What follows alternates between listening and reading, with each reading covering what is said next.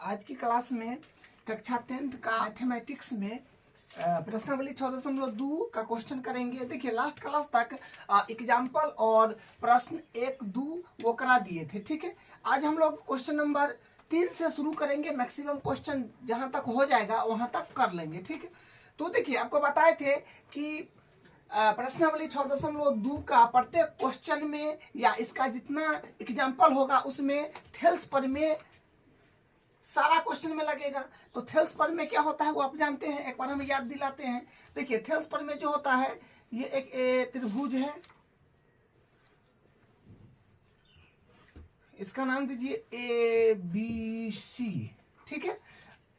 यहाँ पर एक मान लीजिए बिंदु डी है और ये मान लीजिए कि ई है, इसको मिला दिए तो क्या है कि ये जो है ये और ये समांतर है।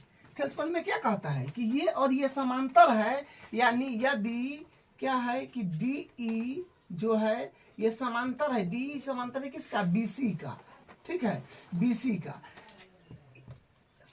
डी जो है ये समांतर है बीसी का, ठीक है। तो हम क्या कह सकते हैं कि एडी मतलब इसका अनुपात इसके साथ बराबर होगा, इसका अनुपात इसके साथ, तो एडी बट्टा डीबी बराबर होगा एई बट्टा ईसी, ठीक है। ये कहता है थेल्स प्रमेय, जो आप जानते हैं, इसको पूर्व भी कराए थे। ये हुआ थेल्स प्रमेय, ठीक है। सारा गेम इसी पर है। और इसका विलोम क्या कहता है, देखिए इसका विलोम में होगा कि इसका अनुपात इसके साथ क्या होगा, इसका विलोम में कि इसका अनुपात इसके साथ, यानी एडी बट्टा डीबी बराबर एई बट्टा ईसी, यानी इसका अनुपात इसके साथ बराबर इसका अनुपात इसके साथ अगर है तो हम क्या कह सकते हैं कि ये और ये समांतर होगा। डीई जो है ये समांतर होगा किसका, सॉरी डीई जो है ये समांतर हो जाएगा बीसी का, ठीक है। तो ये हुआ थेल्स प्रमेय का विलोम, थेल्स प्रमेय का विलोम, ठीक है। ये हो जाएगा थेल्स प्रमेय का विलोम, ठीक है। तो बस इसी पर सारा गेम चलने वाला है। तो आपको बस ये ध्यान रखना है कि अगर समांतर दिया होगा ना तो उसको भुजा के अनुपात ले लेंगे, और अनुपात बराबर दे रखा है तो वो समांतर हो जाएगा। बस यही इसमें होने वाला है, ठीक है। तो हम क्वेश्चन पाते हैं। तो ये क्वेश्चन 3 क्या कहता है, आकृति 6.18 में, ये आकृति है 6.18, कह रहा है कि LM समांतर है CB और LN समांतर है CD हो तो सिद्ध कीजिए कि AM बट्टा AB बराबर AN बट्टा AD है। तो सबसे पहले लिखिएगा आप, जो दिया है उसको लिखिएगा, उसके बाद जो सिद्ध करना है उसको लिखिएगा, सिस्टेमेटिकली हल करेंगे, ठीक है। तो यहाँ से हम लोग लिखेंगे दिया है, तो दिया है में जो दिया होगा वो लिख लेंगे। तो दिया है, देखिए दिया है में ये आपको दिया हुआ है और ये दिया हुआ है, तो लिखेंगे LM समांतर CB तथा LN समांतर CD, ये दिया हुआ है 2 बात, ठीक है। उसके बाद सिद्ध करना है, बोला है ना सिद्ध कीजिए कि मतलब सिद्ध करना है, इतना आए ये आएगा तो लिखेंगे सिद्ध करना है, सिद्ध करना है। तो सिद्ध करना है, देखिए क्या AM बट्टा AB बराबर AN बट्टा AD, ये सिद्ध करना है, ठीक है। तो हम लोग उपपत्ति शुरू करेंगे। तो उपपत्ति यानी प्रूफ, तो यहाँ हो जाएगा उपपत्ति, ठीक है। तो उपपत्ति में देखिए कैसे बनाना है। देखिए आपको हम बताए हैं ना भी प्रमेय में क्या प्रमेय में याद दिला दिए हैं कि अगर समांतर हो तो अनुपात ले आ जाएगा, अगर अनुपात दे तो समांतर आ जाएगा। तो देखिए यहाँ पर समांतर वाला केस है, थेल्स प्रमेय लग रहा है, कह रहा है कि LM जो है ये समांतर है CB का। तो LM कहाँ पर है, हाँ तो LM ये रहा, ये है LM, ये LM है जो समांतर है किसका, CB का, यानी ये है CB, इसका समांतर है, ये जो है इसका समांतर है, ठीक है। तो इसका ये जो है LM ये CB के समांतर मतलब ये और ये समांतर है, तो ये वाला त्रिभुज हम लोग ले लेंगे। ये जो त्रिभुज आप दिख रहे हैं ये वाला त्रिभुज हम लोग ले लेंगे, ठीक है, ये त्रिभुज ले लेंगे जो हो जाएगा ABC, ठीक है, ABC त्रिभुज ले लेंगे क्योंकि इसमें ये और ये समांतर है। जैसे यहाँ पर कितना था, ABC त्रिभुज में ये और ये समांतर था, तो इसका अनुपात इसके साथ, इसका अनुपात इसके साथ बराबर किए थे। तो यहाँ पर ये और ये समांतर है, तो हम ABC त्रिभुज लेंगे तो इसका अनुपात इसके साथ, इसका अनुपात इसके साथ बराबर हो जाएगा, अपना काम बन जाएगा। यहाँ से हम लोग लिखेंगे त्रिभुज LM समांतर CB है, कौन त्रिभुज में, ABC, ये ना बोले थे ABC, तो त्रिभुज ABC में, तो ABC में हम क्या कहेंगे, ABC में हम कहेंगे कि LM जो है, LM ये समांतर है,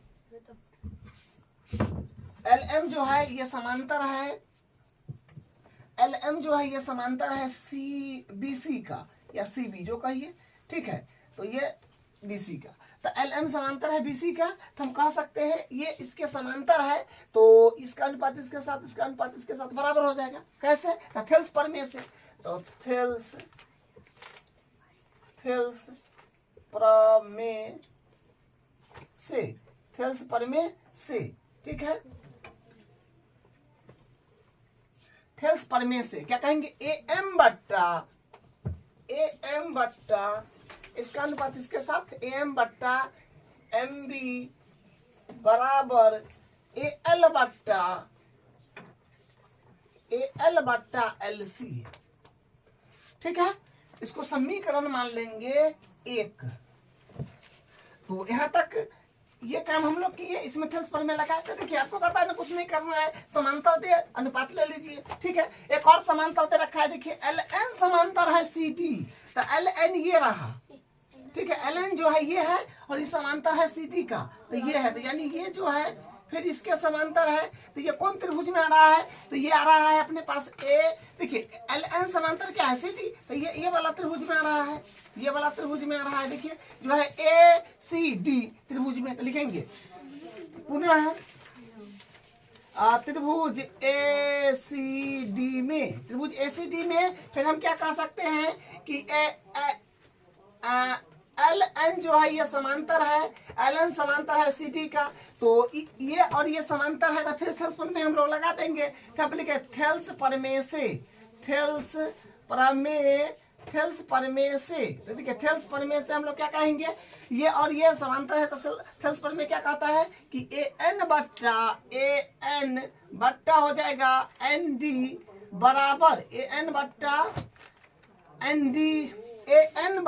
ND बराबर AL बट्टा LC, तो AL बट्टा हो जाएगा LC, ठीक है, इसको इक्वेशन नंबर 2 मान लीजिए, ठीक है। थेल्स प्रमेय लगा दिए तो यहाँ से ये आ गया, तो इक्वेशन नंबर ये 2 हो गया और यहाँ पर 1 हो गया, तो दोनों इक्वेशन से देखिए कुछ बात बनेगा। तो ये देखिए समीकरण 1 और 2 को आप देखिए, समीकरण 1 और 2 को अगर ध्यान से देखिएगा तो देखिए AL बट्टा LC इसमें भी है, इसमें भी है, तो ये और ये बराबर है, तो ये और ये भी बराबर हो जाएगा, ठीक है। तो यहाँ पे लिखेंगे समीकरण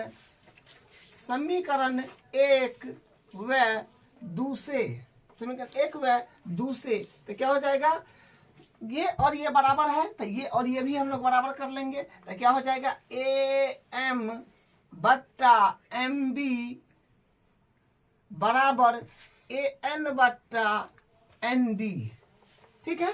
अब देखिए जो प्रूफ करना था वो आया कि नहीं, देखिए यहाँ पर है AM बट्टा AB, तो AM बट्टा AB, अच्छा AM तो आ गया है, AB नहीं आया है, AB के जगह पर MD आ गया है, इसमें देखिए AN बट्टा ND आया है, लेकिन AN ऊपर है तो वो तो मिल गया, लेकिन नीचे AD है तो यहाँ पर AD नहीं आया है, तो देखिए थोड़ा सा ध्यान देना पड़ेगा। AM बट्टा AM तो चाहिए, ठीक है, AM चाहिए, ठीक है, यहाँ पर AN है तो AN भी चाहिए, लेकिन MD नहीं चाहिए, MD के बदला AB चाहिए, तो MD देखिए कहाँ पर है, तो MD जो है अपने पास में MD जो है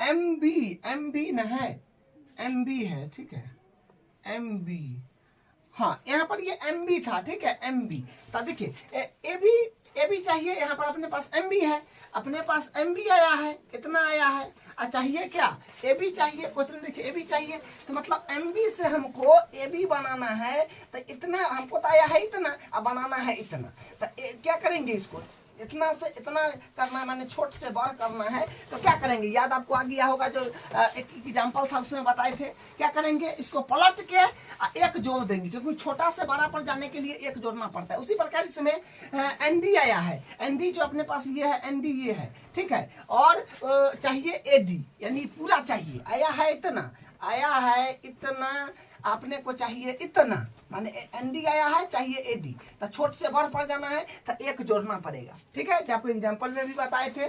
तो यहाँ पर हम लोग सबसे पहले क्या करेंगे, देखिए ये और ये तो ठीक है, इसको तो चेंज नहीं करना है, चेंज इसको करना है और इसको करना है। कैसे चेंज करना है सब जान गए कि प्लस एक करके, प्लस एक करेंगे तो छोटा से बराबर पहुंच जाएंगे, ये छोटा है तो बराबर पहुंच जाएंगे, ठीक है। तो इसको चेंज करना है, तो जिसको चेंज करना है उसको ऊपर रखिए, ठीक है। तो यहाँ से हम लोग क्या करेंगे, यहाँ पर लिखेंगे व्युत्क्रम करने पर, व्युत्क्रम करने पर, व्युत्क्रम करने पर। तो देखिए व्युत्क्रम करने का मतलब क्या होता है, पलट देना, जो नीचे है ऊपर और ऊपर है वो नीचे कर देना है, दोनों में, ठीक है। तो एम बी ऊपर चल जाएगा और ए एम नीचे चल जाएगा, और फिर एन डी ऊपर चल जाएगा और ए एन नीचे चलाएगा, ठीक है। अब देखिए दोनों तरफ हम लोग एक जोड़ेंगे तो छोटा वैल्यू से बड़ा वैल्यू पर हम लोग पहुंच जाएंगे। तो यहाँ से फिर क्या हो जाएगा, देखिए एम बी बट्टा ए एम प्लस 1 बराबर एन डी बट्टा ए एन प्लस 1। एक मानिए यहाँ पर और एक यहाँ पर मानिए, एलसीएम करिए। तो एलसीएम यहाँ पर करिएगा तो देखिए ए एम और एक कैल्शियम जो होगा, ए एम और एक कैल्शियम, तो ए एम ही आएगा, तो ए एम एक ए एम, तो ये तो एडिटिव रह जाएगा, एम बी प्लस एक बार पढ़िएगा तो ए एम आएगा, तो एक बार फिर ऊपर पढ़िएगा तो ए एम आएगा, बस सिंपल भी इनका जो रखना है यहाँ पर एक माने हुए हैं, इसका फिर एलसीएम लीजिए ए एन और एक का, तो ए एन ही आएगा, तो ए एन इकाई ए एन, तो एन डी इकाई एन डी हो जाएगा, प्लस एक के पहला ए एन में पढ़िएगा तो ए एन आएगा, तो ऊपर एक है तो ए एन हो जाएगा, ठीक है। अब यहाँ से देखिए, अब यहाँ से क्या होगा, M B plus A M, देखिए कहाँ पर है M B plus A M, M B ये है M B plus A M, है ना, एम बी माने इतना प्लस ए एम मतलब इतना, तो इतना प्लस इतना पूरा बन गया ना ए बी, तो यहाँ पर लिखेंगे ए बी, तो ए बी बट्टा नीचा ए एम है, ए एम एडिटीज बराबर, अब N D plus A N है, तो एन डी मतलब ये इतना, एन डी मतलब इतना, और एन डी और ए एन मतलब इतना, तो N D plus A N, तो पूरा बन गया ना इतना, जो बन गया ए डी, ठीक है, क्या बन गया, एडी बन गया। तो यहाँ पर हम क्या लिखेंगे, एडी बट्टा ए एन। अब हम लोग क्या करेंगे, इसको पलट देंगे, क्योंकि एक बार व्युत्क्रम लिए थे, फिर एक बार ले लेंगे तो सीधा हो जाएगा। तो फिर लिखेंगे व्युत्क्रम करने पर, व्युत्क्रम करने पर, तो व्युत्क्रम करने पर बस ऊपर का जो नीचे है ऊपर चला जाएगा और जो ऊपर है वो नीचे आ जाएगा, ठीक है। तो फिर यहाँ से हो जाएगा ए एम ऊपर चला जाएगा, नीचे है तो ए एम बट्टा ए बी बराबर ए एन बट्टा ए डी, ठीक है। तो देखिए यही लाना था, ए एम बट्टा ए बी और ए एन बट्टा ए डी दोनों बराबर है यहाँ पे, तो वही आया, वही ना आया है, तो ये हो गया प्रूफ। अब इसका चौथा क्वेश्चन देखिए क्या कहता है, आकृति 6.19 में, ये आकृति है 6.19, डीई समांतर एसी और डीएफ समांतर एई, सिद्ध कीजिए कि बी एफ बट्टा एफ ई बराबर बीई बट्टा ईसी है। तो देखिए आपको पता है कि समांतर दे दे तो अनुपात बराबर हो जाएगा थल्स में से, तो समांतर वाला कैसे यहाँ पर भी बन रहा है, ये और ये समांतर दे रखा है। तो सबसे पहले क्या दिया है उसको लिखेंगे, जो सिद्ध करना है उसको लिखेंगे, उसके बाद उपपत्ति लिखेंगे। तो हम यहाँ से हल शुरू करेंगे, तो यहाँ पर लिखेंगे सबसे पहले जो दिया है, देखिए दिया है में ये बात दिया है, ये और ये, ठीक है। क्या है, डीई समांतर है एसी का, तो डीई समांतर हो जाएगा एसी, उसके बाद फिर क्या है, डीएफ समांतर है एई का, तथा डीई जो है ये समांतर है, डीएफ है, सॉरी डीएफ है ये समांतर है एई का, ठीक है। जो दिया है ये और ये दिया था, लिख दिए। अब यहाँ से जो सिद्ध करना है उसको लिखेंगे, सिद्ध करना है। तो देखिए सिद्ध करना है वो क्या है, तो ये है अपने पास भी, ये सिद्ध करना है जो बी एफ बट्टा एफ ई बराबर बीई बट्टा ईसी, बीई बट्टा ईसी, ये जो है प्रूफ करना है। तो उपपत्ति हम लोग शुरू करेंगे, उपपत्ति, उपपत्ति यानी प्रूफ। तो उपपत्ति में हम लोग बनाएंगे। देखिए समांतर दे रखा है, आपको कुछ नहीं करना है, समांतर दे रखा है, अनुपात ले लेना है। तो समांतर चेक कीजिए कि ये डीई समांतर एसी जो है कौन सा त्रिभुज में आ रहा है। तो डीई जो है अपने पास में डीई बोला है, तो ये देखिए ये डीई लाइन है अपने पास में, ये डीई है। तो ये समांतर है किसका, ये डीई, यही ना है डीई, डीई समांतर है एसी का, माने ये एसी, ये है एसी भुजा, इसका समांतर है। तो ये और ये समांतर हो गया। तो ये त्रिभुज ये और ये समांतर लेंगे तो कौन त्रिभुज में आ जाएगा, ये बड़ा वाला त्रिभुज लेना पड़ेगा। ये बड़ा त्रिभुज जो है अपने पास में एबीसी, वो त्रिभुज लेना पड़ेगा, ठीक है। ये और ये समांतर है तो बड़ा वाला त्रिभुज में ये दोनों सेलेक्ट हो जाएगा। तो यहाँ पर लिखेंगे त्रिभुज एबीसी में। तो त्रिभुज एबीसी में क्या है अपने पास में कि डीई जो है, ये डीई ये समांतर है एसी का, ठीक है। क्या वो हो गया। अब देखिए जब समांतर है ये और ये समांतर है तो आप जानते हैं थेल्स पर में लगा देंगे। तो ये और ये समांतर है तो ये बट्टा ये बराबर क्या होगा, ये बट्टा ये, ठीक है। थेल्स पर में यही ना कहता है कि अगर ये और ये समांतर है तो इसका अनुपात इसके साथ बराबर होगा, इसका अनुपात इसके साथ के, वही काम करेंगे। तो लिखेंगे अतः थेल्स प्रमेय से, थेल्स प्रमेय से, थेल्स प्रमेय से हम लोग क्या करेंगे, एडी बट्टा डीबी ये बराबर हो जाएगा, इसका अनुपात इसके साथ बराबर होएगा, इसका अनुपात यानी बीई बट्टा ईसी, ठीक है। इसको समीकरण मान लीजिए एक, ठीक है। अब एक और समांतर दे रखा है, देखिए ये है डीएफ। तो डीएफ अपने पास में ये रहा, ये जो है ये डीएफ है, ठीक है। ये डीएफ समांतर है एई का। तो अच्छा एई ये है, ये एई जो है ये है अपने पास में, तो ये इसके समांतर दे रखा है, ठीक है। तो ये कौन त्रिभुज में आएगा, डीएफ समांतर दे रखा है एई का, डीएफ समांतर एई का, तो ये वाला त्रिभुज में आ जाएगा। देखिए यहाँ से ये त्रिभुज में आ जाएगा जो ये है अपने पास में, ये इसका नाम हो जाएगा ए बी ई। यहाँ पर फिर लिखेंगे रहेगा त्रिभुज ए बी ई में। तो त्रिभुज ए बी ई में जो है ये जो है ए जो है ये समांतर है डीएफ के। तो यहाँ पर हो जाएगा ए ई समांतर हो जाएगा डीएफ, ठीक है। ये और ये समांतर है तो कौन त्रिभुज में है, तो ए बी ई त्रिभुज में। तो वो बात यहाँ पर लिख देना है आपको, ठीक है। तो फिर कहेंगे अतः थेल्स प्रमेय से, थेल्स प्रमेय से, क्योंकि देखिए ये और ये समांतर है तो हम लोग थेल्स प्रमेय लगाएंगे। तो क्या हो जाएगा, इसका अनुपात इसके साथ बराबर होगा, इसका अनुपात इसके साथ। तो यहाँ पर करेंगे तो हो जाएगा ए डी बट्टा डी बी बराबर बी एफ बट्टा एफ ई, ठीक है। इसको फिर मान लीजिए इक्वेशन नंबर 2। अब इक्वेशन 1 और 2 को देखिए ध्यान से। यहाँ पर क्या है, यहाँ पर जो है एडी बट्टा डीबी के बराबर है बी बट्टा ईसी। यहाँ पर भी एडी बट्टा डीबी के बराबर है बी एफ बट्टा एफ ई। मतलब यहाँ पर भी एडी बट्टा डीबी है और यहाँ पर भी एडी बट्टा डीबी है। तो ये और ये क्या है, ये और ये जो है बराबर है, तो ये और ये भी बराबर हो जाएगा। या फिर ये कहिए कि एडी बट्टा डीबी का मान ये वाला यहाँ पर रख देंगे, ठीक है। जैसे बोलिए तो यहाँ सब लोग लिखेंगे समीकरण 1 व समीकरण 2 से, समीकरण 1 व समीकरण 2 से क्या करेंगे, ये और ये बराबर है तो ये और ये भी बराबर कर दीजिए। तो यहाँ से हो जाएगा बी एफ, पहले इसको लिख देते हैं, ठीक है, क्योंकि बी एफ से पहले लाया हुआ है आंसर, देख रहे हैं। तो बी एफ बट्टा एफ ई बराबर बीई बट्टा ई सी, ठीक है। यानी ये और ये बराबर है तो ये और ये भी बराबर कर दिए, ठीक है। या फिर बोलिए कि एडी बट्टा डीबी का मान यहाँ पर लाके रख दिए, जैसे बोलिए। तो यही प्रूफ करना था, यही आया है, देख लीजिए बी एफ बट्टा एफ ई बराबर बीई बट्टा ई सी, ये हो गया प्रूफ, ठीक है।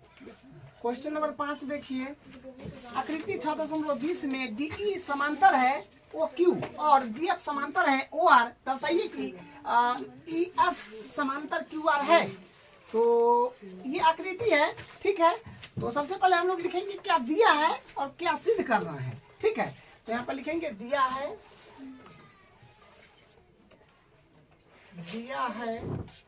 तो दिया है में हो जाएगा अपने पास एक बार ये दिया है और एक बार ये दिया है, मतलब 2 बार समांतर दिया गया है, ठीक है। तो यहाँ पर लिखेंगे डीई जो होगा ये समांतर होगा ओ क्यू का, तथा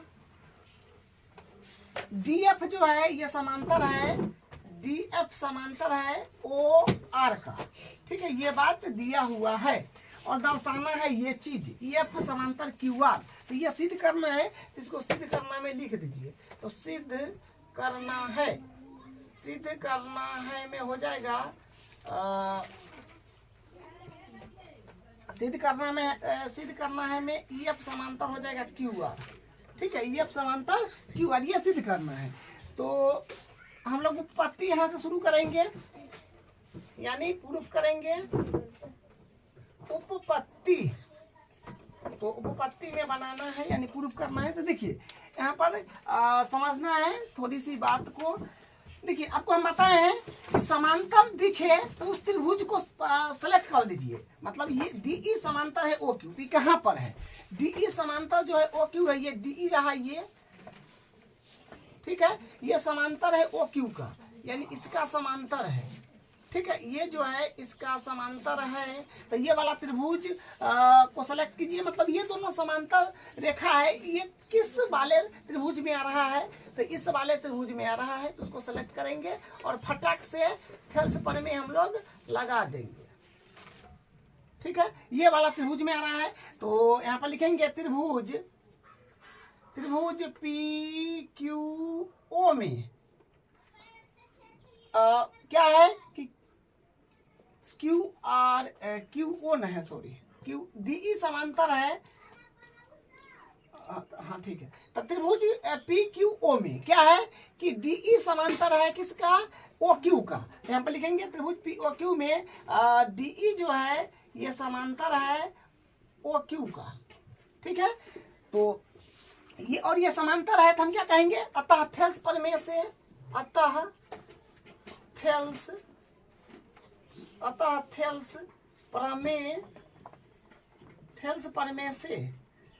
प्रमेय से हम क्या कहेंगे, इसका अनुपात इसके साथ बराबर होगा, इसका अनुपात इसके साथ। तो यहाँ पर लिखेंगे पीई बट्टा हो जाएगा ई क्यू बराबर पीई बट्टा ई क्यू बराबर और पीडी बट्टा हो जाएगा डीओ, ठीक है। इसको इक्वेशन नंबर 1 नाम दीजिए। तो देखिए आपको विशेष सोचना नहीं है, समांतर देगा तो फटाक से थेल्स पर में लगा दीजिएगा। और समांतर जो है ये 2 भुजा या 2 रेखा कौन सा त्रिभुज में, उस त्रिभुज को सेलेक्ट कीजिए और उसमें अनुपात को आप बराबर ले लीजिए, ठीक है। अब देखिए एक और अनुपात दिया है, सॉरी एक बार और समांतर दिया है, क्या है कि एक बार और समांतर दिया है। तो फिर लिखेंगे अब डीएफ समांतर है ओ आर, ठीक है। अब समांतर क्या दिया है, डीएफ समांतर ओ आर। तो डीएफ अपने पास ये है, ठीक है। ओ आर, तो ओ आर ये है,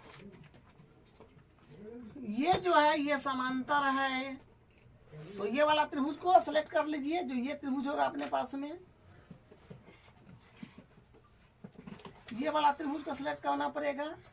ये त्रिभुज है पी ओ आर में, ठीक है। तो अब त्रिभुज पी ओ आर में क्या है, डीएफ जो है ये समांतर है ओ आर का। तो हम लोग क्या कहेंगे, कोई भी त्रिभुज में अगर 2 भुजा समांतर हो जाए, मतलब कोई भुजा के समांतर कोई रेखा अगर दे दे, तो थेल्स प्रमेय हम क्या कहेंगे, इसका अनुपात इसके साथ बराबर होगा, इसका अनुपात इसके साथ का। तो यहाँ पर फिर लिखेंगे कि पी डी, अतः थेल्स प्रमेय से लिख दीजिए पहले, अतः थेल्स प्रमेय क्या कहता है,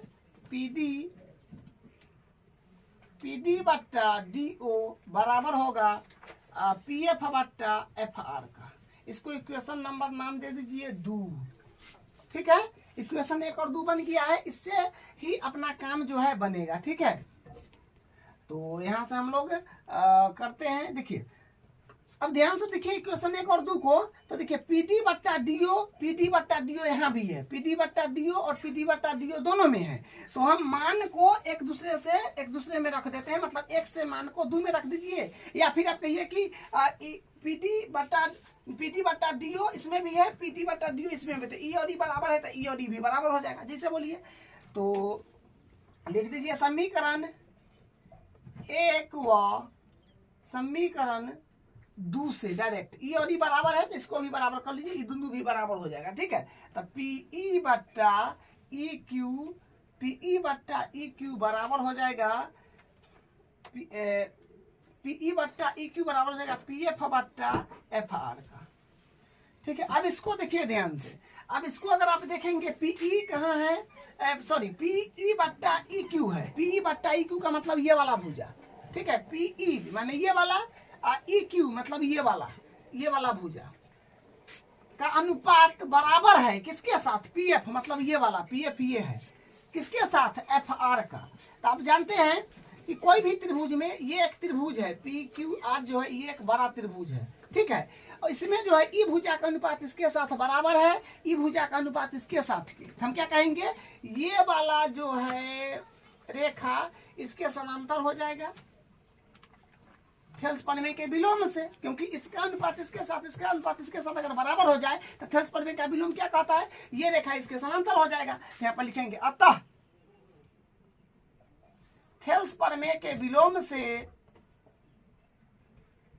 थेल्स प्रमेय के विलोम से,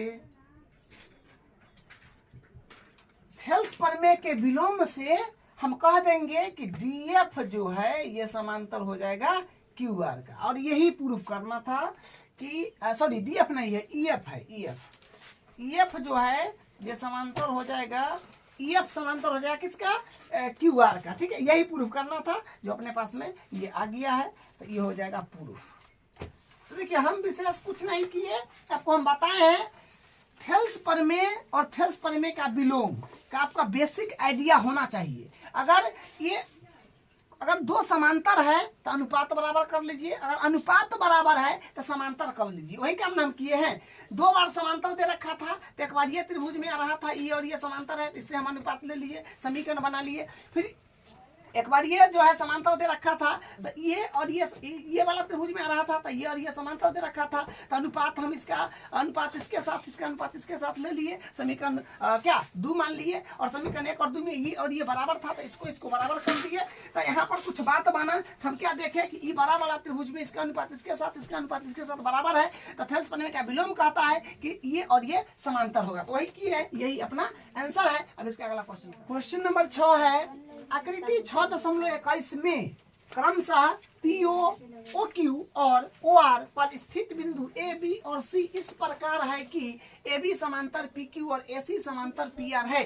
दर्शाइए कि बी सी समांतर क्यू आर है। दर्शाना क्या है कि बी सी समांतर क्यू आर है। तो सबसे पहले जो दिया है उसको लिखते हैं। देखिए क्वेश्चन, कोई भी क्वेश्चन करने से पहले आपको क्या चीज दिया है, क्या चीज सिद्ध करना है, उसको प्रॉपर लिख लीजिएगा ना, तो आपका दिमाग जो है जल्दी उस पर सोच पाएगा कि हाँ ये करना चाहिए, ये दिया है, ये यहाँ से ये आ जाएगा। तो ये बात जो है बड़ी इंपॉर्टेंट है। तो सबसे पहले हम लिखेंगे दिया क्या है, तो यहाँ पर लिखेंगे दिया है, दिया है। तो दिया है अपने पास में, देखिए ये बात दिया है, ये और ये दिया है, यानी ए बी जो है ये समांतर है पी क्यू का। ठीक है, दिया क्या है कि ये समांतर है इसका, और फिर और ऐसी समांतर है पी आर का। ऐसी जो है ये समांतर है किसका, पी आर का। ठीक है, ये 2 बातें दिया है, एक बात ये, एक बात ये, ये दोनों समांतर है। तो दर्शाइए कि ये चीज होगा, माने सिद्ध करना है ये चीज। तो लिखिए सिद्ध करना है, तो सिद्ध करना है ये चीज जो है BC समांतर QR। ठीक है, यहाँ पर लिखिएगा BC समांतर QR, तो ये सिद्ध करना है। ठीक है, तो हम लोग लिख लिए जो सिद्ध करना दिया है और जो सिद्ध करना है। तो बनाएंगे यानी प्रूफ करेंगे तो उपपत्ति में होगा। तो देखिए आपको जो दिया है उसी से आगे बढ़ना है। देखिए बी ए बी समांतर है पी क्यू, आपको पता है जब भी समांतर दिख जाए तो वो वाला जो रेखा है उसको सिलेक्ट कीजिए और वो त्रिभुज को सिलेक्ट कर दीजिए। वो जो समांतर रेखा है किसमें आ रहा है और वो त्रिभुज को सिलेक्ट कीजिए और समांतर दे रखा है थेल्स पर में लगा दीजिए। तो ए बी समांतर है पी क्यू का, तो ए बी अपने पास में ये रहा और पी क्यू अपने पास में ये रहा।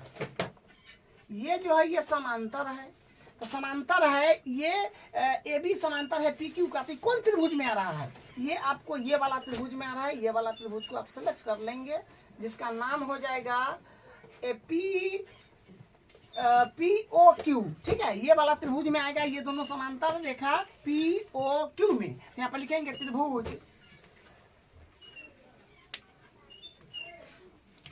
त्रिभुज पी ओ क्यू में क्या है कि ए बी जो है इस समांतर है पी क्यू का। ए बी किस समांतर है किसका? पी क्यू का। तो हम क्या कह सकते हैं? अतः थेल्स प्रमेय से, अतः थेल्स प्रमेय से, देखिए थेल्स प्रमेय से हम लोग क्या करेंगे? इसका अनुपात इसके साथ बराबर इसका अनुपात इसके साथ ले लेंगे। क्या कहता है थेल्स प्रमेय? अगर कोई रेखा कोई भुजा के समांतर अगर कोई रेखा खंड है तो क्या होगा? भुजाओं का अनुपात जो है बराबर होगा। तो वही काम करेंगे, पी ए बट्टा ए ओ, पी ए बट्टा ए ओ बराबर होगा, पी ए बट्टा ए ओ बराबर होगा ओ बी बट्टा P Q B Q B Q. ठीक है, ओ बी बट्टा बी क्यू, ये थेल्स प्रमेय कहता है। ठीक है, इसको इक्वेशन नंबर 1 नाम दीजिए। एक बार और समांतर दे रखा है जो है एसी समांतर पी आर का। ठीक है, एसी समांतर पी आर का दे रखा है। तो ये वाला जो है कौन त्रिभुज में आ रहा है इसको सिलेक्ट कीजिए। तो एसी अपने पास में ये रहा, एसी जो है अपने पास में ये है, ये एसी है और इस समांतर है पी आर का। तो पी आर ये रहा, इसके समांतर है। ठीक है, इसके समांतर है। तो ये वाला जो है ना ये वाला त्रिभुज में आ रहा है। ठीक है, ये जो है इस वाले त्रिभुज में आ रहा है जो अपने पास में क्या है? पी ओ आर, एसी समांतर पी आर कौन त्रिभुज में आ रहा है? पी ओ आर त्रिभुज में। यहाँ पर लिखेंगे अब त्रिभुज पी ओ आर में क्या चीज है? ये जो है एसी जो है ये समांतर है पी आर का। तो बस सेम काम, ये वाला त्रिभुज में ये इसके समांतर है। तो भुजा का अनुपात ले लीजिए। क्या होगा? पी ए बट्टा ए ओ बराबर ओ सी बट्टा सी आर। हम कहेंगे अतः थेल्स प्रमेय से, अतः थेल्स प्रमेय से, थेल्स प्रमेय से, थेल्स प्रमेय क्या कहता है? अगर कोई त्रिभुज में एक भुजा के समांतर कोई रेखा खींचा हुआ है तो उसका त्रिभुज में भुजाओं का अनुपात बराबर हो जाएगा। तो पी ए बट्टा ए ओ बराबर पी ए बट्टा ए ओ बराबर ओ सी बट्टा सी आर। ठीक है, इसको मान लीजिए इक्वेशन नंबर 2, इसको इक्वेशन नंबर 2 मान लीजिए और ध्यान से इक्वेशन 1 और 2 को देखिए। ठीक है, समीकरण 1 व 2 से देखिए हम लोग क्या करेंगे। देखिए सेम पैटर्न का क्वेश्चन आते जा रहा है जो अभी हम जो 3, 4, 5 इसे 6 तक कराए हैं। सेम पैटर्न का क्वेश्चन आते जा रहा है, इसलिए आपको दिक्कत नहीं होना चाहिए। तो समीकरण 1 और 2 से देखिए, समीकरण 1 को ध्यान से देखिएगा तो यहाँ पर भी पी ए बट्टा ए ओ है और यहाँ पर भी पी ओ बट्टा ए ओ है। तो ये दोनों बराबर है, तो ये दोनों को भी बराबर कर लीजिए। तो क्या हो जाएगा? ए ओ बी ना, ओ बी बट्टा बी क्यू बराबर ओ सी बट्टा सी आर। ठीक है, तो ये चीज अपने पास आ गया किससे? समीकरण 1 और 2 से। ये और ये बराबर था तो ये दोनों को हम बराबर कर दिए। अब इस चीज को खोजिए त्रिभुज में, फिगर में जो कहाँ पर है। देखिए ओ बी बट्टा बी क्यू है, ओ बी जो अपने पास में है ओ बी बट्टा बी क्यू। अच्छा ये बात है, ओ बी है ना, है ओ बी बट्टा बी क्यू, यानी ये चीज ये ओ बी बट्टा बी क्यू बराबर है ओ सी मतलब ये वाला। ठीक है, ओ सी मतलब ये वाला क्या है? ओ सी बट्टा है सी आर, यानी ये वाला सी आर, ये वाला ये वाला, ठीक है। तो आप समझ गए हो ये कि ये तो एक त्रिभुज है, ये जो है त्रिभुज है, एक जो है वो QR त्रिभुज है। इसमें क्या है कि इसका अनुपात इसके साथ और इसका अनुपात इसके साथ क्या है, बराबर है। तो इसका मतलब ये वाला लाइन जो होगा ये समांतर होगा किसका, इसका समांतर होगा। तो हम कहेंगे अतः थेल्स प्रमेय के विलोम से भुजाओं का अनुपात अगर बराबर है तो थेल्स प्रमेय का विलोम क्या कहता है, वो त्रिभुज में ये और ये क्या होगा, समांतर हो जाएगा। अतः थेल्स प्रमेय का विलोम से क्या हो जाएगा, BC जो होगा ये समांतर हो जाएगा QR का, ठीक है। यही प्रूफ करना था शायद, हाँ BC समांतर QR, ये प्रूफ हो गया। तो देखिए हम कुछ नहीं किए, आपको हम बार बार बताते आ रहे हैं, जो पहले दिया है उसको लिख लीजिए, सिद्ध करना है उसको लिख लीजिए। यहाँ पर 2 बार समांतर दिया था, एक बार ये समांतर दिया है, एक बार ये समांतर दिया है। तो ये वाला समांतर कौन सा त्रिभुज में है, वो त्रिभुज को सेलेक्ट कीजिए और भुजाओं का अनुपात ले लीजिए, उसको समीकरण 1 मान लीजिए। वही काम किए हैं, समीकरण 1 मान लिए। फिर उसके बाद ये वाला समांतर दे रखा था तो कौन त्रिभुज में है, वो त्रिभुज में उस त्रिभुज को सेलेक्ट कीजिए और उसमें भुजाओं का अनुपात क्या कीजिए, ले लीजिए और उसको समीकरण हम क्या किए, 2 मान लिए। और समीकरण 1 और 2 को देखिए, ये और ये बराबर है तो ये और ये बराबर कर दिए। और ये देखिए चेक किए तो ये वाला त्रिभुज में इसका अनुपात इसके साथ, इसका अनुपात इसके साथ, ये वाला त्रिभुज में भुजाओं का अनुपात बराबर हो रहा था। तो थेल्स प्रमेय के विलोम से हम कहे कि ये और ये समांतर हो जाएगा, ठीक है। तो यही प्रूफ है, इस तरह से क्वेश्चन करना है। अब इसका अगला क्वेश्चन करते हैं। क्वेश्चन नंबर 7 है, प्रमेय 6.1 का प्रयोग करते हुए सिद्ध कीजिए कि एक त्रिभुज की एक भुजा के मध्य बिंदु से होकर दूसरी भुजा के समांतर खींची गई रेखा तीसरी भुजा को समद्विभाजित करती है। याद कीजिए कि आप कक्षा 9 में, याद कीजिए कि आप कक्षा 9 में ऐसा कर चुके हैं। देखिए कक्षा 9th में तो आप ये पढ़े हैं, लेकिन इसमें जो है क्लास 10th में इस क्वेश्चन को आपको प्रमेय 6.1 का प्रयोग करके सिद्ध करना है, यानी थेल्स प्रमेय का प्रयोग करके सिद्ध करना है, ठीक है। तो करते हैं शुरू। क्या बोला है कि प्रमेय 6.1 का प्रयोग करते हुए सिद्ध कीजिए कि एक त्रिभुज, तो सबसे पहले एक त्रिभुज बना लेते हैं। तो एक त्रिभुज पहले हम लोग बना लेंगे। एक त्रिभुज मान लीजिए ये है इस प्रकार का, ठीक है। इसको नाम देते हैं ABC, ठीक है। एक त्रिभुज बना लिए हैं। एक त्रिभुज जो कि कंप्लीट है, एक भुजा के मध्य बिंदु, तो एक भुजा के मध्य बिंदु बोला गया है। तो मान लीजिए कि एक भुजा हम AB ले लेते हैं, ठीक है। एक भुजा हम AB ले लेते हैं, इसका मध्य बिंदु को हम D नाम दे देते हैं। मध्य बिंदु का मतलब होता है कि भुजाओं को समान 2 भाग में बांटना, मतलब AB का मध्य बिंदु हम D लिए हैं, तो D जो है ये AB भुजा को समान 2 भाग में बांटेगा, AD बराबर DB हो जाएगा, ठीक है। तो एक भुजा के मध्य बिंदु, तो हम एक भुजा के मध्य बिंदु ले लिए, हम एक भुजा AB लिए, उसका मध्य बिंदु D ले लिए, ठीक है। एक भुजा के मध्य बिंदु से होकर, एक भुजा के मध्य बिंदु जो ये है इससे होकर दूसरी भुजा के समांतर, अच्छा यहाँ से एक रेखा खींच दीजिए। तो ये बोला है कि दूसरी भुजा के समांतर होगा, दूसरी भुजा के समांतर, यानी ये दूसरी भुजा के ये समांतर होगा। मान लीजिए कि इसको प्रतिच्छेद कर रहा है E पर, ठीक है। मान लीजिए कि इसको प्रतिच्छेद कर रहा है E पर, तो क्या बोला कि एक भुजा के मध्य बिंदु से होकर खींची गई रेखा ये दूसरी भुजा के समांतर होगा और तीसरी भुजा को समद्विभाजित करेगा, मतलब AE बराबर EC होगा। तीसरी भुजा को समद्विभाजित करेगा यानी AE बराबर EC होगा, ये आपको प्रूफ करना है। तो दिया क्या क्या चीज है वो लिख लेंगे। सबसे पहले लिखेंगे दिया है में लिखेंगे हम लोग कि हाँ एक भुजा के मध्य बिंदु बोला था, तो हम एक भुजा के मध्य बिंदु मतलब हम एक भुजा AB लिए, उसका मध्य बिंदु D लिए, और बोला था दूसरी भुजा के समांतर, तो मतलब दूसरी भुजा ये है तो इसका समांतर ये हो जाएगा। इतना बात दिया हुआ है, तो लिखेंगे दिया है DAB का मध्य बिंदु है, बिंदु है D जो है AB का मध्य बिंदु है, तो हम क्या कर सकते हैं, अतः AD जो होगा, AD जो है बराबर होगा DB का, क्योंकि मध्य बिंदु भुजा के समान 2 भाग में बांटता है। तो D जो है AB का मध्य बिंदु है, तो AD बराबर हो जाएगा DB, ठीक है। तो ये हो गया। और दूसरी भुजा के समांतर है, तो यहाँ पर लिख दीजिए तथा DE जो है समांतर है BC, ठीक है। तो ये बात होगी अपने पास में। इसको अब यहां से देखिए, अब यहां से हम लोग प्रूफ क्या करना है, वो जो सिद्ध करना है उसको लिख लेंगे।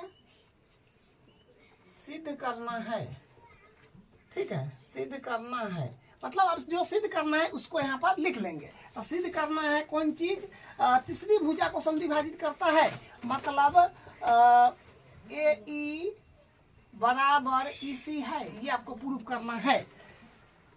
तो हम लोग उपपत्ति शुरू करते हैं। उपपत्ति, तो देखिए उपपत्ति में हम लोग क्या करेंगे, ये भुजा जो है इसके समांतर दे रखा है, ठीक है, ये भुजा DE जो है ये BC के समांतर है। तो हम लोग थेल्स प्रमेय के विलोम से क्या कहेंगे, इसका अनुपात इसके साथ, इसका अनुपात इसके साथ बराबर हो जाएगा।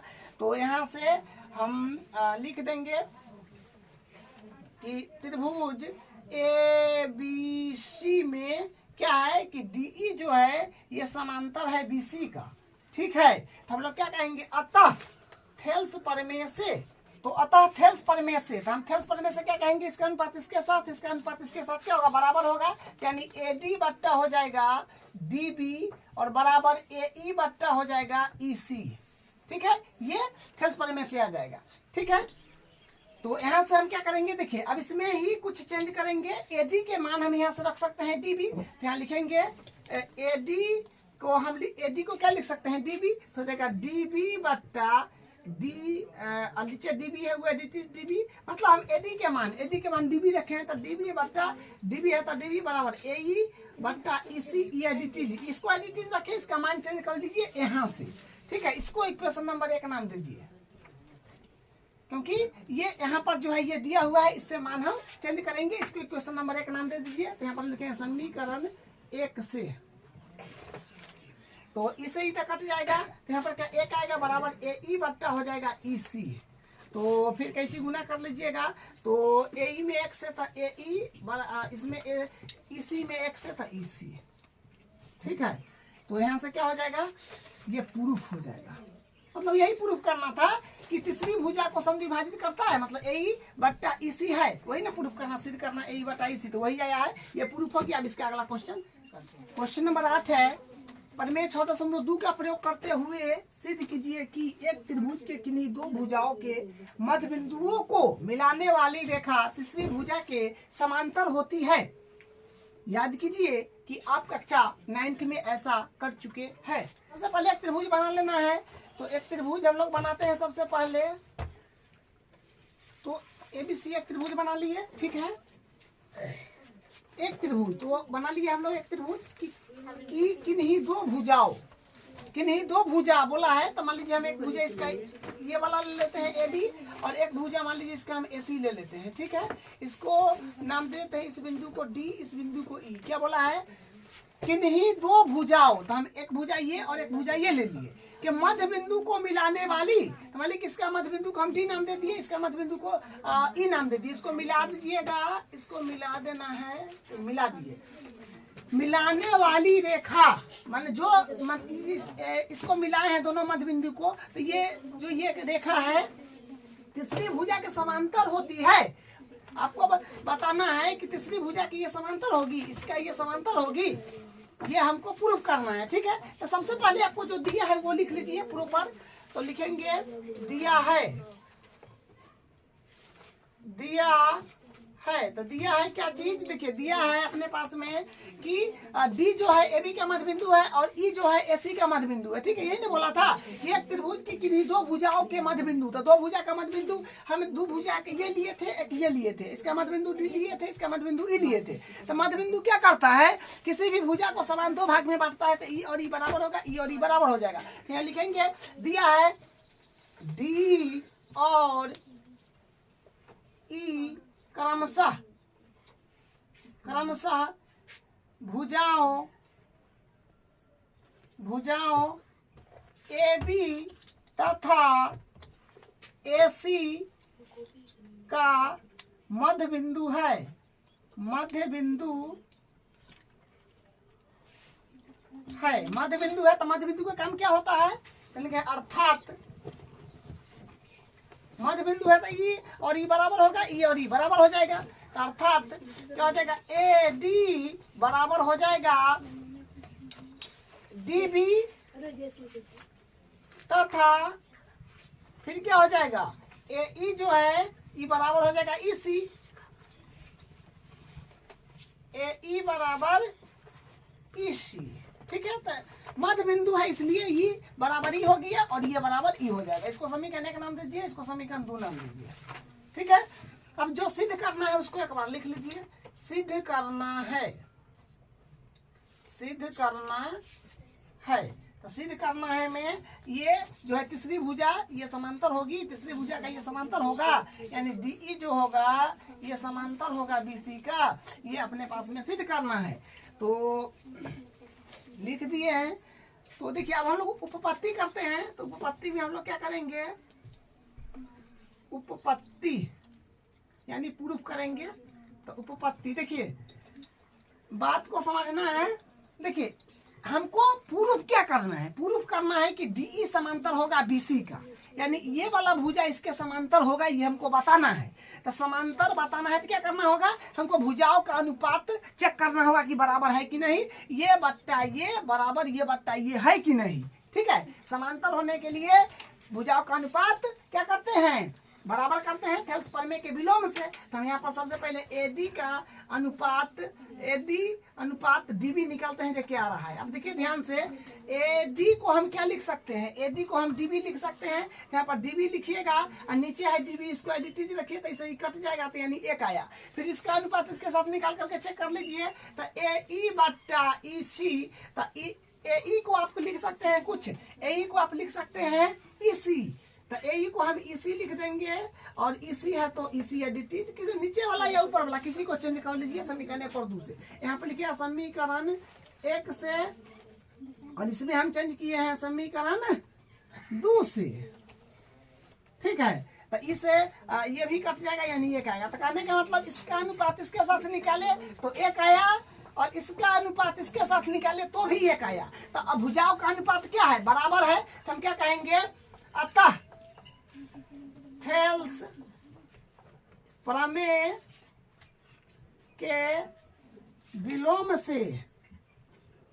से हम क्या कह सकते हैं, डीई जो है ये समांतर हो जाएगा बीसी का। ठीक है, यही प्रूफ करना था, ये प्रूफ हो गया। ठीक है, अब इसका अगला क्वेश्चन करते हैं। देखिए उससे पहले आपको कुछ चीज बता देते हैं कि याद कीजिए कि आप कक्षा 9th में पढ़े हैं, ये वाला चीज आपको हम बता दें। जैसे मान लीजिए कि ये कक्षा 9th का कुछ बात आपको याद दिलाते हैं ताकि आपको पता रहे कि हाँ भाई ये चीज भी होता है। क्लास 9th, तो ये क्लास 9th में क्या पढ़े थे कि मान लीजिए एक त्रिभुज है और इसका नाम एबीसी मान लीजिए दे दिए, इसका मध्य बिंदु को मान लीजिए ए नाम दिए, इसका मध्य बिंदु को बी नाम दिए। ठीक है, मध्य बिंदु पर में आप कक्षा 9th में पढ़े हैं, वही बात यहाँ पर है। मध्य बिंदु पर में क्या कहता है कि दो भुजाओं के समांतर, दो भुजाओं के मध्य बिंदु को मिला, दो भुजा, एक भुजा ये है एक भुजा ये है, तो दो भुजा के मध्य बिंदु को अगर आप मिलाइएगा तो तीसरी भुजा के समांतर और बराबर होता है। ठीक है, अगर इसका मध्य बिंदु का डी नाम लीजिए, इसका मध्य बिंदु का ई नाम लीजिए। ठीक है, तो क्या है कि अगर डी व ई भुजाओं ए बी तथा ए सी का मध्य बिंदु है, अगर मध्य बिंदु है तो क्या कहता है कक्षा 9th में कि अगर दो भुजाओं के मध्य बिंदु को मिलाने वाला रेखाखंड तीसरी भुजा के समांतर और हाफ होता है, यानी डीई जो होगा इस समांतर होगा बीसी का, और क्या होगा फिर डीई जो होगा ये हाफ ऑफ बीसी होगा। ये चीज हम लोग आपको ध्यान रखना है, ये आपको इसी बता दिए हैं जो ये चीज भी होता है, आपको पता रहे, लेकिन अपना ये इसका आंसर यहाँ तक है। ठीक है, अब इसका अगला क्वेश्चन नंबर 9 है। देखिए इसको, एबीसीडी एक समलंब है जिसमें AB समांतर DC है तथा इसके विकर्ण परस्पर बिंदु O पर प्रतिच्छेद करते हैं। दर्शाइए कि AO बट्टा BO बराबर CO बट्टा DO है। तो देखिए समलंब के बात हो रहा है, तो आपको बताए थे कि समलंब चतुर्भुज में कोई दो भुजा समांतर होता है। ठीक है, बस इतना आपको ध्यान रखना है कि समलंब चतुर्भुज में क्या होता है कि कोई दो भुजा समांतर होता है, भुजाओं का एक युग्म समांतर होता है। तो हम लोग एक समलंब बनाते हैं सबसे पहले, तो एक डायग्राम हो जाएगा समलंब का अपने पास में डी। ठीक है। तो ए बी जो होगा ये समांतर हो जाएगा किसका, डीसी का, ये समांतर भी हो गया। तथा इसके विकर्ण परस्पर बिंदु ओ पर प्रतिच्छेद करते हैं। अच्छा, इसका विकर्ण का बात हो रहा है, जो ये प्रतिच्छेद करता है ओ पर, तो विकर्ण खींच लीजिए और यहां से फिर एक विकर्ण, ये ओ पर प्रतिच्छेद करेगा, इसका नाम ओ हो जाएगा, ठीक है। तो दर्शाइए कि ये बराबर, मतलब ए ओ बट्टा बी ओ बराबर सी ओ बट्टा डी ओ है, तो ये तो प्रूफ करना है, ठीक है। तो सबसे पहले हम लोग क्या करते हैं, दिया है उसको लिखते हैं, लिखेंगे दिया है, दिया है, तो दिया है में हो जाएगा, देखिए ए बी समांतर है डीसी का, और आप ऐसे भी लिख सकते हैं कि ए बी सी डी एक समलंब है, ये भी लिख सकते हैं। तो लिख देते हैं ए बी सी डी एक समलंब है, समलंब है, तो ए बी सी डी एक समलंब है,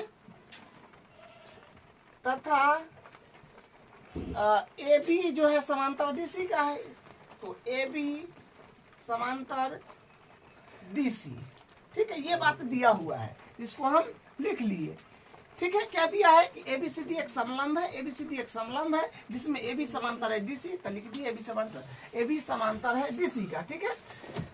अब यहाँ पर जो सिद्ध करना है उसको लिख लीजिए, तो यहाँ पर लिखेंगे सिद्ध करना है, सिद्ध करना है, सिद्ध करना है में लिख लीजिएगा ये चीज, ये ना है कि दर्शाइए कि ए ओ बट्टा बी ओ बराबर सी ओ बट्टा डी ओ है, तो ये हो जाएगा ए ओ बट्टा बी ओ बराबर सी ओ बट्टा डी ओ, ठीक है।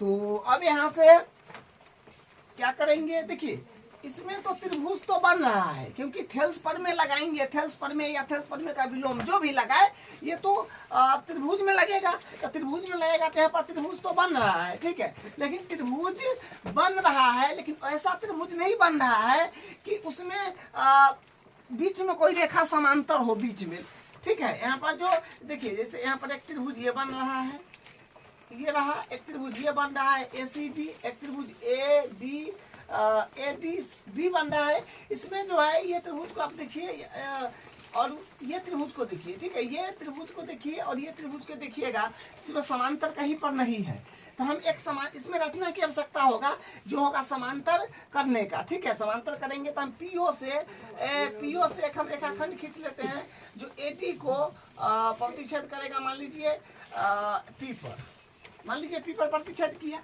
ठीक है। तो हम यहाँ पर लिखेंगे रचना में, यहाँ पर रचना में लिखेंगे क्या, रचना हो जाएगा बिंदु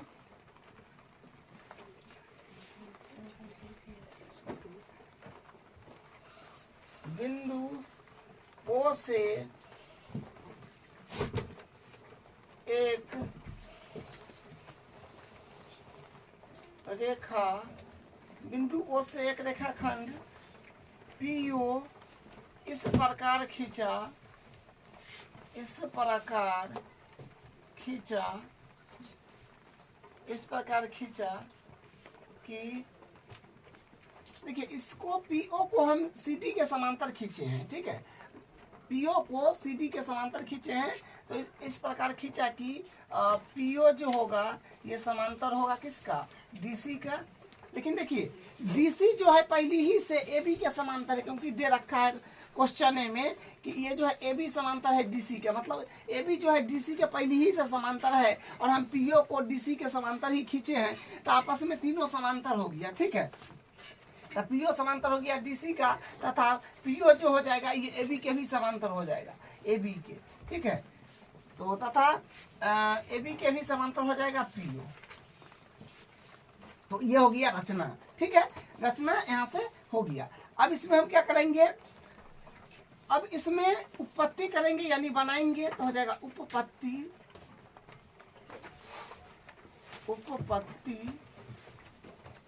उपपत्ति यानी प्रूफ, ठीक है। तो देखिए इसमें हम लोग सबसे पहले क्या काम करेंगे, ए सी डी लेंगे, ACD त्रिभुज लेंगे सबसे पहले, ठीक है। ACD त्रिभुज लेंगे सबसे पहले, तो लिखेंगे त्रिभुज ACD में, ACD में यानी ACD त्रिभुज ले रहे हैं। तो इसमें देखिए PO जो है ये समांतर है DC का, क्योंकि हम लोग रचना किए हैं। PO जो है ये समांतर है DC का, क्योंकि हम रचना किए थे। तो यहाँ पे लिखेंगे PO समांतर DC, ठीक है। तो देखिए कोई, क्योंकि हम तो लिए हैं ACD त्रिभुज, तो कोई त्रिभुज में अगर दो भुजा समांतर हो जाए, ये इसके समांतर है, तो कोई त्रिभुज में दो भुजा समांतर हो जाए तो हम क्या कहते हैं कि वो उसका भुजाओं का अनुपात जो होगा बराबर होगा ये बट्टा ये, बराबर होगा ये बट्टा ये, ठीक है। क्योंकि ये तो थेल्स प्रमेय कहता है, ठीक है, थेल्स प्रमेय से। तो यहाँ पे लिखिएगा अतः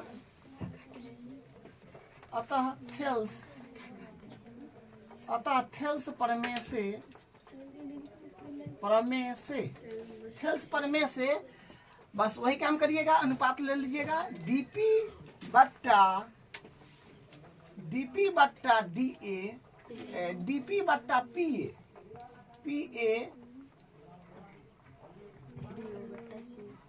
हाँ DP बट्टा PA बराबर हो जाएगा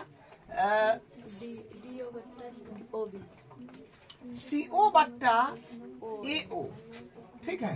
तो CO बट्टा OA कर लीजिए, OA, ठीक है। तो ये क्या हुआ, थेल्स प्रमेय से आया।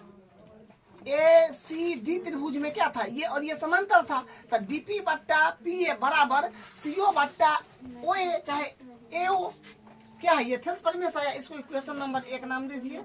उसके बाद अब ये वाला त्रिभुज लीजिए, ये वाला, क्योंकि अभी हम ये वाला त्रिभुज में काम किए थे ACD में, ठीक है। अब हम लोग काम करेंगे ABD में। ये वाला त्रिभुज अब लेना है, ये वाला त्रिभुज, ठीक है, ये वाला त्रिभुज अब लेना है ABD त्रिभुज में। तो फिर लिखेंगे अब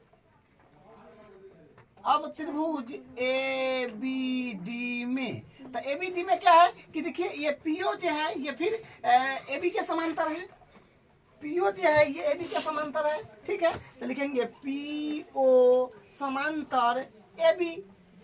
तो देखिए ये हम लिए हैं ABD त्रिभुज। तो ABD त्रिभुज में क्या है कि PO जो है AB के समांतर है, तो AB के समांतर है तो हम लोग क्या करेंगे, थेल्स प्रमेय लगा देंगे। तो फिर यहाँ से हो जाएगा, यहाँ से फिर हो जाएगा अपने पास में PD बट्टा या DP बट्टा PA बराबर DO बट्टा OB, ठीक है। तो यहाँ से करेंगे तो हो जाएगा अतः थेल्स प्रमेय लगा देंगे, अतः थेल्स प्रमेय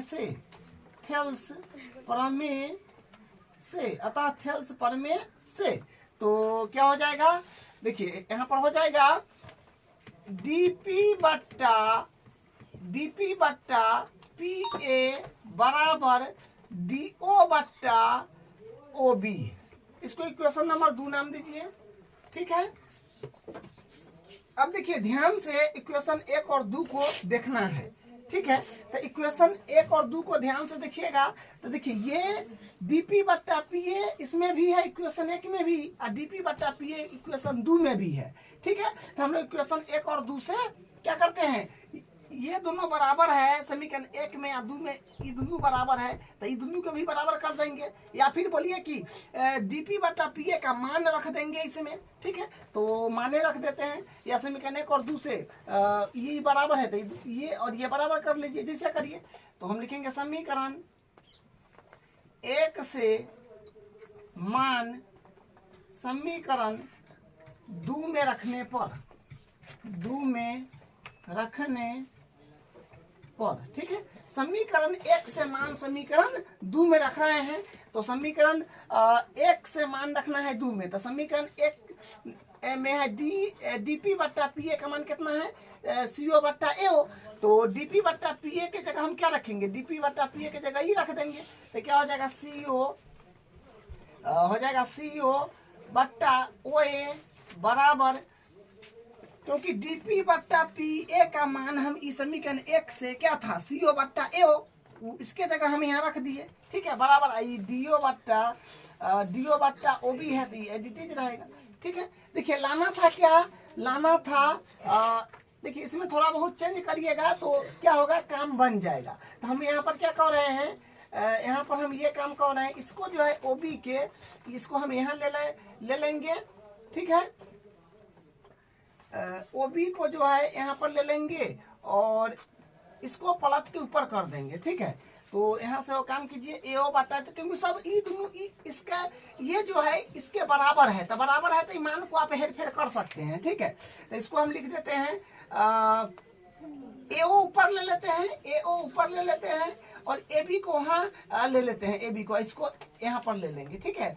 सी ओ को यहाँ पर ले लेंगे तो काम बन जाएगा, ठीक है। तो ए ओ को ऊपर कर दिए, इसको जो है बीओ को यहाँ पर रख देंगे, तो बीओ को यहाँ पर रख देंगे बराबर। और इसमें फिर देखिए डीओ नीचे चाहिए, आंसर में डीओ नीचे चाहिए, तो डीओ नीचे रहेगा और यहाँ से क्या करेंगे, सीओ को ऊपर ले लेंगे, तो सीओ बट्टा हो जाएगा अपने पास में डीओ, ठीक है। मतलब सारा चीज मिला हुआ है लेकिन इधर उधर भेल है, लेकिन बराबरे में है। तो हम इसको जैसे जैसे आंसर में था चाहिए था उसे उसे हम कर लिए, तो यही अपने पास में प्रूफ हो गया, तो ये हो गया प्रूफ, ठीक है। तो ये क्वेश्चन नंबर 9 का हल हो गया। अब इसका अगला क्वेश्चन नंबर 10 है। देखिए क्या कहता है, एक चतुर्भुज एबीसीडी के विकर्ण परस्पर बिंदु ओ पर प्रतिच्छेद करते हैं कि ए ओ बट्टा बी ओ बराबर है सी ओ बट्टा डी ओ है, दर्शाइए कि एबीसीडी एक समलंब है। देखिए अभी जो किए हैं क्वेश्चन नंबर 9 उसी का उलट है, यानी उसका उल्टा इसमें पूछ लिया है, ठीक है। तो दर्शाना क्या है कि एबीसीडी एक समलंब है, तो समलंब का ही फिगर बनाना पड़ेगा।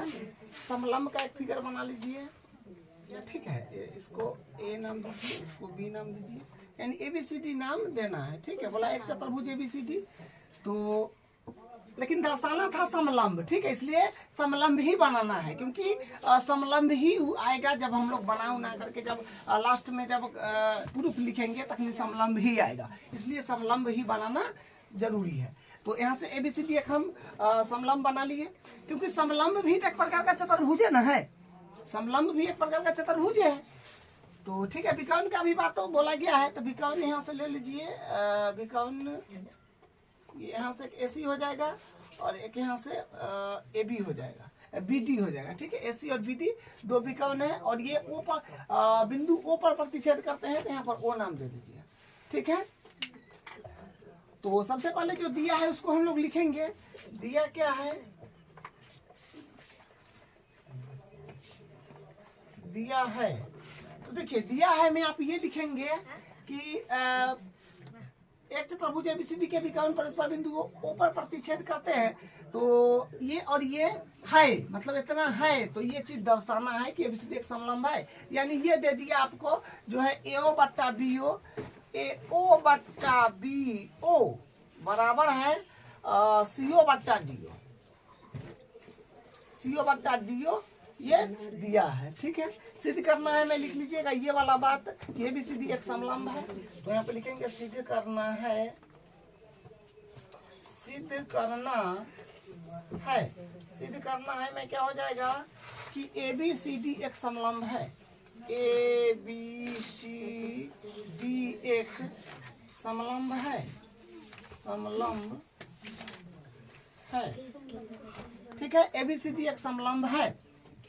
तो फिर इसमें जो है सॉरी रचना करना पड़ेगा, ठीक है। इसमें फिर रचना की आवश्यकता होगा, क्योंकि थेल्सपन में हम बिना समांतर रेखा के तो लगा नहीं सकते हैं, क्योंकि इसमें त्रिभुज बन रहा है।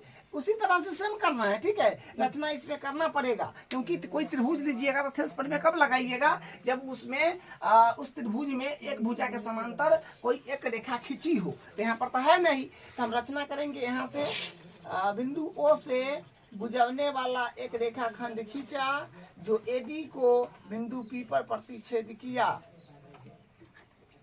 ठीक है, और पीओ एडी के समांतर है, ठीक है। तो रचना में हम लोग लिखेंगे यहाँ पर रचना बिंदु ओ से होकर, या गुजरने वाला लिख दीजिए, बिंदु ओ से गुजरने बिंदु ओ से गुजरने वाले PO एक रेखाखंड इस प्रकार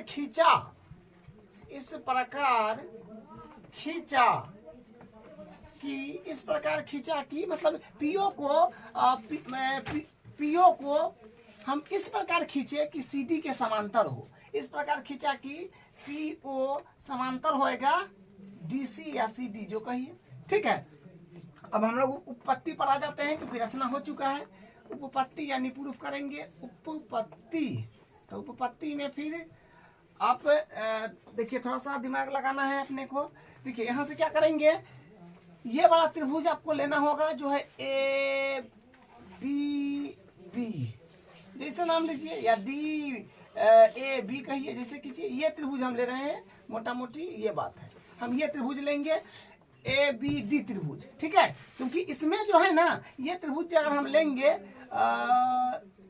नहीं, ये त्रिभुज ले रहे हैं, ठीक है। ये त्रिभुज हम ले रहे हैं क्योंकि इससे बात बनेगा, ठीक है। ये वाला त्रिभुज लेना है, पहले ये त्रिभुज ले रहे हैं, ठीक है।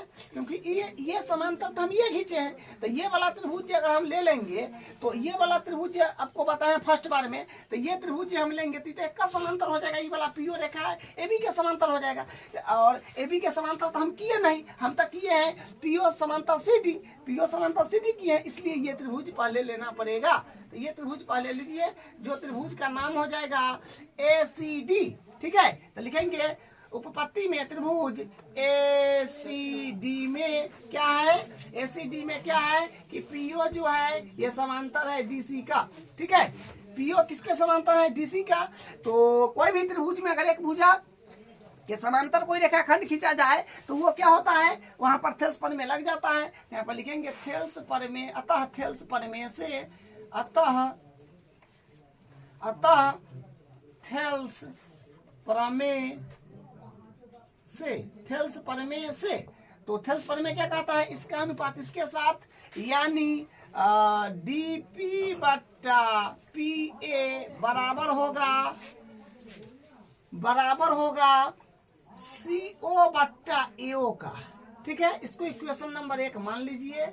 और एक काम करना पड़ेगा, यहाँ पर दिया क्या है, देखिए दिया है उसको भी समीकरण कुछ नाम दे दीजिएगा तो ठीक रहेगा, ठीक है। क्योंकि आपको समलंब सिद्ध करना है, तो समलंब सिद्ध करने के लिए कोई भी चतुर्भुज को एक जोड़ा भुजा आपको समांतर करना पड़ेगा। यानी कोई भी चतुर्भुज में दो भुजा अगर समांतर है तो वो समलंब कहलाएगा। तो इसको CD और AB को हमको समांतर दिखाना पड़ेगा, तब क्या हो जाएगा, समलंब हो जाएगा।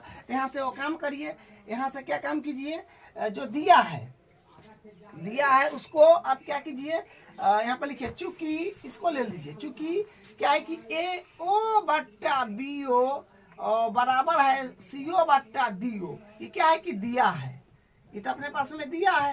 तो दिया है तो देखिए थोड़ा सा यहाँ पर ध्यान देना होगा। यहाँ पर देखिए इसको अगर मान लीजिएगा समीकरण 2, इसको समीकरण 2 मान लीजिएगा तो क्या कर पाएंगे। देखिए यहाँ पर जो है कोई एगो मान को बराबर आप कर लीजिए पहले, क्योंकि यहाँ पर AO बट्टा CO है, तो हम CO को अगर यहाँ ले जाए और BO के यहाँ रख दे तो कोई दिक्कत होगा नहीं, अपना काम बन जाएगा, ठीक है। क्योंकि एगो तो आपको ठीक बनाना पड़ेगा, तो एगो को ठीक बनाने के हम CO यहाँ ले रहे हैं, तो AO बट्टा हो जाएगा CO लिया में, और BO को हम ऊपर ले रहे हैं तो BO बट्टा DO। अब यहाँ से क्या काम करना होगा, देखिए लेकिन AO लिया चाहिए तो क्योंकि बराबर में है तो AO को लिया ले लीजिए। मतलब हम कुछ नहीं किए कि देखिए यहाँ पर जो है ये दोनों बराबर में है, तो आप इधर उधर कर सकते हैं। तो CO ऊपर जाएगा, AO ले आएगा ताकि अपना काम बन जाए। और बराबर में BO है तो BO, और DO है BO बट्टा DO, तो एडिट, ठीक है। अब देखिए ध्यान से, अब यहाँ से देखिए ध्यान से, इसको आप समीकरण 2 मान लीजिए, सबसे बढ़िया इसको समीकरण आप 2 मान लीजिए, ठीक है। क्योंकि इसका कोई यूज होने वाला नहीं था, समीकरण इसको 2 मानते तो कोई यूज नहीं था। 2 इसको मानेंगे तो एक और 2 से हम कुछ काम कर लेंगे। क्या करेंगे, देखिए ये दोनों बराबर है, ये दोनों क्या है, बराबर है, तो बराबर है तो ये और ये भी बराबर हो जाएगा। तो आप यहाँ पर लिखेंगे समीकरण 1 व 2 से, या फिर लिखिए कि मान समीकरण 1 से 2 में रखने पर, जैसे कीजिए यहाँ पर लिखेंगे समीकरण, हम लिख देते हैं समीकरण 1 व समीकरण 2 से, समीकरण 1 व समीकरण 2 से, ठीक है। समीकरण 1 व समीकरण 2 से क्या हो जाएगा, देखिए ये और ये बराबर है अपने पास में, कहाँ गया, हाँ समीकरण 1 ये रहा, अब 2 ये रहा, ठीक है। तो ये देखिए ये दोनों बराबर है, तो ये और ये भी बराबर हो जाएगा। तो यहाँ पर हम क्या लिखेंगे, dp बट्टा pa बराबर ये अपने पास में क्या है, जो है bo बट्टा do। अब ध्यान से देखिए ये वाला चीज कौन त्रिभुज में बन रहा है, तो अब ध्यान से देखिएगा, तो ये वाला त्रिभुज में बन रहा है, ये वाला बात जो है अपने पास में ADB त्रिभुज में, ADB त्रिभुज को आपको ध्यान से देखना है, ABD त्रिभुज को आप ध्यान से देखिए, और हम इसको सेलेक्ट अच्छा से डार्क कर दिए हैं ताकि आपको और क्लियर बुझाए। देखिए ये वाला त्रिभुज में आप देखिए ध्यान से, है कि नहीं, DP बट्टा PA, इसका अनुपात ये वाला और ये वाला, देखिए इसका अनुपात इसके साथ बराबर है, कहाँ गया, हाँ BO बट्टा, देखिए BO बट्टा DO का, ठीक है। तो हम क्या कह सकते हैं, अगर कोई भी त्रिभुज में अनुपात बराबर है, अनुपात ये बट्टा ये और ये बट्टा ये, तो ई भुजाएं का समांतर हो जाएगा, ऑलरेडी ई भुजाएं का समांतर हो जाएगा। किससे कहेंगे हम, ऐसा काहे कहेंगे, ऐसा हम लोग कहेंगे थेल्स प्रमेय के विलोम से। यहाँ पे लिखेंगे अतः थेल्स प्रमेय के विलोम से, थेल्स प्रमेय के विलोम से हम क्या कह सकते हैं कि PO जो होगा ये फिर समांतर हो गया AB का, PO समांतर हो गया AB का, तो यहाँ पर हो जाएगा AB, ठीक है। तो अब देखिए ये इसके समांतर हो गया, ठीक है। अब ध्यान से देखिए PO जो था ये तो समांतर था CD का, क्योंकि हम लोग तो प्रूव किए थे। देखिए PO जो है ये समांतर था CD का या DC का, ये इसके समांतर था, लेकिन अब भी जो है PO इसके समांतर हो गया, तो कहने का मतलब आपस में सब समांतर हो गया, ठीक है। यहाँ पर हम क्या कहेंगे, अतः PO जो है, PO समांतर है किसका, AB का, लेकिन हम लोग PO जो है समांतर किसको किए हुए थे, PO को समांतर किए हुए थे, चाहे यहाँ पर तथा कर दीजिए, पूरा लिख दीजिए, तथा PO जो था वो तो समांतर था DC के। तब क्या कर सकते हैं कि AB जो है समांतर हो गया किसका, DC का हो गया, ठीक है। अतः AB समांतर हो गया DC, तो हम कह देंगे अतः ABCD एक समलंब, ABCD एक समलंब है, समलंब है। तो ABCD क्या है, एक समलंब है। कैसे, तो समलंब चतुर्भुज का गुण होता है कि आप दो भुजा को समांतर प्रूफ कर दीजिएगा तो समलंब चतुर्भुज प्राप्त हो जाएगा। तो दो भुजा को हम समांतर कर दिए, AB को समांतर कर दिए DC के, AB को समांतर कर दिए DC को, तो ABCD क्या है, समलंब हो गया। यही प्रूफ करना था जो अपने पास में ये प्रूफ हुआ है, ठीक है। तो देखिए ये प्रश्नावली 6.2 का प्रत्येक क्वेश्चन, और इसमें प्रमेय भी था, वो भी प्रमेय कंप्लीट हो गया है और उदाहरण भी सारा कंप्लीट हो गया है। अब हम अगले क्लास में नई प्रश्नावली शुरू करेंगे।